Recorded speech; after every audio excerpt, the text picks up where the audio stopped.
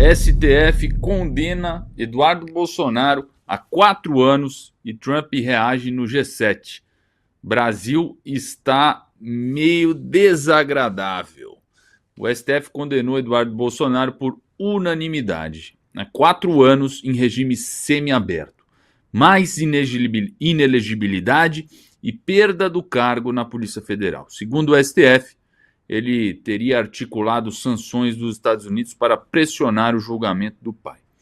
Hoje, no G7, Trump reagiu ao Brasil, abre aspas, está meio desagradável e perigoso politicamente, citando também a questão do PCC e do Comando Vermelho.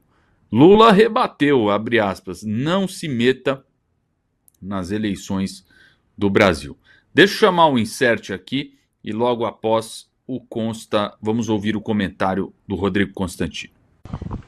Thanks a lot, Mr. President. Question on Brazil.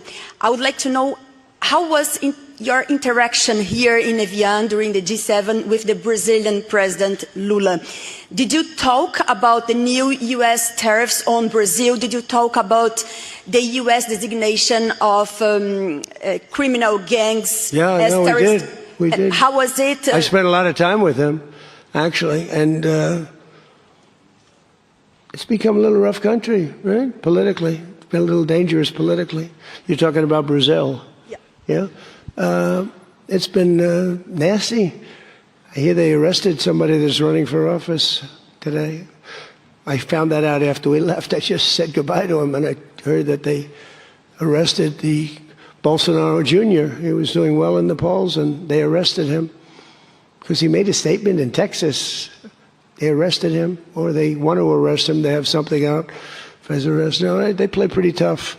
But nobody plays tougher than the United States. Look, our elections are totally rigged. We have rigged elections. Tá aí o comentário do Trump. O Consta, pelo jeito a química acabou. O Trump usou ali a massagem no ego, né, para mexer com a vaidade do Lula e tudo, mas ele estava de olho ali nos interesses dele, né? Vamos lá. Quanto à condenação do Eduardo Bolsonaro, totalmente esperada, né, e totalmente absurda. Quer dizer, alegar que o ex-deputado, né, praticou coação à justiça brasileira. Coação é algo que envolve ameaça de violência, uso de violência. O que ele fez foi tentar influenciar um outro país a aplicar sanções legítimas, né, que esse país tem o poder de aplicar contra quem quer que seja, que esteja abusando de direitos humanos, né? Quando o Lula estava preso, a turma lulista apelou para a ONG, apelou para governos, apelou para o diabo todo, né, o inferno todo, para tentar se mobilizar e pressionar o Brasil pela soltura do ladrão. Então, obviamente, existe aqui um duplo padrão, né? Mas a gente sabia que o Eduardo ia ser punido, né? Se tornou inelegível, foi condenado à prisão aberta, foi defendido pela Defensoria Pública, né? Porque ele sequer admite o julgamento como legítimo, ele não foi citado de forma regular, né? Carta rogatória, nada disso. Então, tudo isso aí é mais uma peça, né, desse tabuleiro de perseguição ao bolsonarismo. Isso está muito claro, né? Isso acho que mesmo aqueles que não gostam do Eduardo, criticam sua postura e tudo, precisam admitir que você não pode deixar as suas emoções, o que você pensa em relação a ele, né, esturvar a razão e uma análise mais imparcial, isenta, que vai mostrar que ele está sendo alvo de perseguição. Esse é o primeiro ponto. Aí isso chega até o Trump. O Trump foi brifado, ele provavelmente confundiu os irmãos ali, né, porque falou de liderar pesquisas e tudo. Ele deve ter confundido o Eduardo com o Flávio, mas isso não é relevante. O relevante é ele ter usado a palavra "o Brasil está ficando politicamente perigoso". E depois ele usou uma outra palavra, que é uma palavra muito forte, Emelinho, nasty, repugnante, asqueroso, né? Coisas coisas absolutamente condenáveis, repugnantes estão acontecendo no país.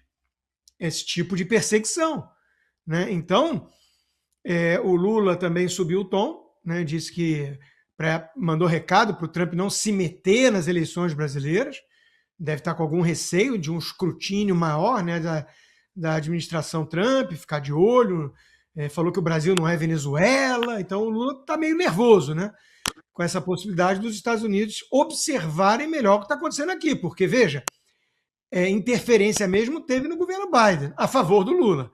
Ali sim, dinheiro da USAID para o TSE, um monte de coisa, recadinho do Pentágono, da CIA, ali houve interferência, né? Então, o Trump está ciente do que está acontecendo no Brasil. Ele está observando.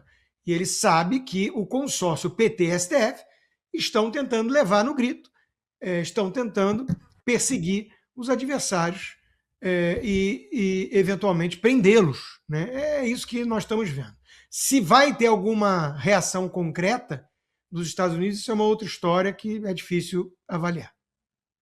Dá para esperar uma reação concreta aí com tarifas, com essa fala do Trump aqui, Consta?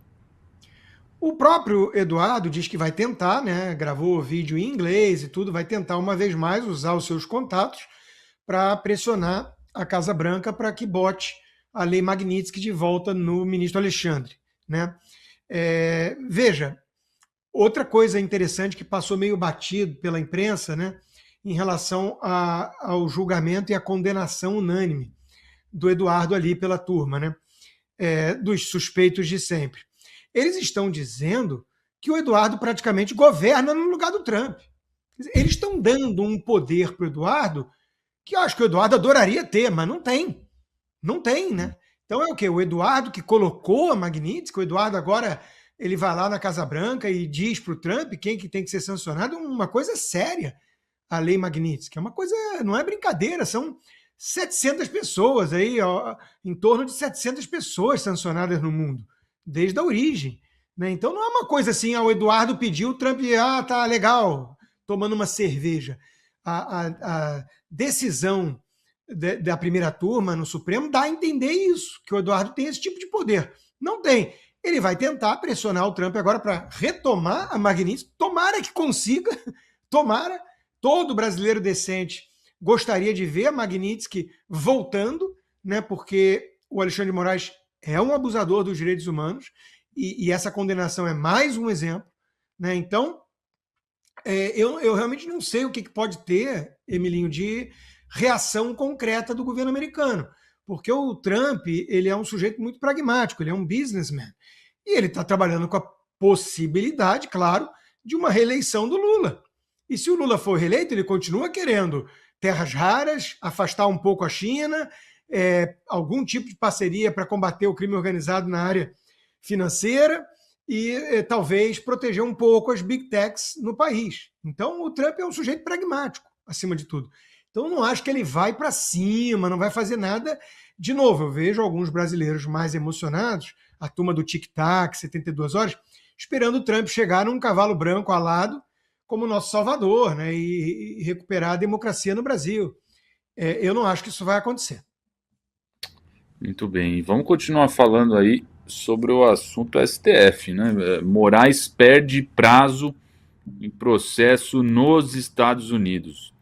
Brasil defende soberania, mas não fala por ele, diz advogado da Rumble. O Estado brasileiro entrou no caso pela soberania, mas deixou claro que não fala em nome do ministro, ou seja, a instituição é defendida, mas Moraes como pessoa segue sem se manifestar. O advogado rebate, abre aspas, soberania não é escudo de mão única. Bom, Consta, como você bem trouxe aqui, né? A gente sabe que todo mundo sabe que o Alexandre de Moraes é um abusador de direitos humanos, né? Mas o risco real que ele corre, me parece que é com essa ação aí da Rumble. É um risco, Emilinho, talvez financeiro, sendo que ele não vai pagar, não deve ter mais nenhum ativo aí, pelo menos nos Estados Unidos, talvez em Dubai, sei lá, né? Mas e para a imagem, né, que já está bastante chamuscada, né, depois da decisão da justiça na Itália, que já teve também na Espanha, que já teve na Polônia, o próprio Estados Unidos rejeitando a extradição do Alan dos Santos. Quer dizer, a imagem do Alexandre de Moraes perante o mundo, depois da Magnitsky, já é de um ditador, alguém que não respeita as leis, nem do seu país, nem a dos outros, né?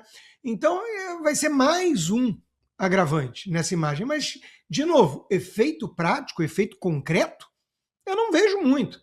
Ele vai ser denunciado, né, pela defesa, pela acusação do advogado da Rumble e da Truth Social, Martin De Luca, por ter justamente ferido a soberania dos Estados Unidos. E eu sou um caso usado para ilustrar, né? Ele exigindo que uma empresa americana, a Rumble, fornecesse dados sigilosos de um cidadão americano que sou eu.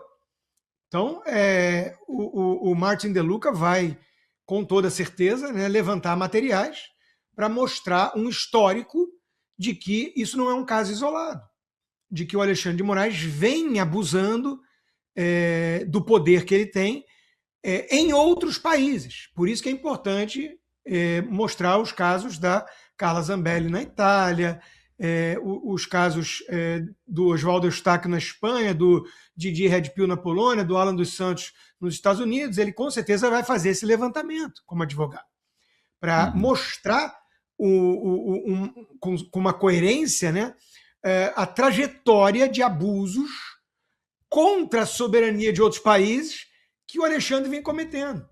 E me parece que é um caso sólido, né, um caso forte. Eu espero realmente que a Justiça Federal aqui da Flórida, em Tampa, né, dê ganho de causa para as empresas, né, para as plataformas, e meta uma multa milionária no Alexandre, né? Agora, de novo, o efeito prático disso, eu acho que é menor do que a própria Magnitsky. A Magnitsky tem mais, cria mais obstáculos para a vida dele, né, no dia a dia do que uma punição dessas.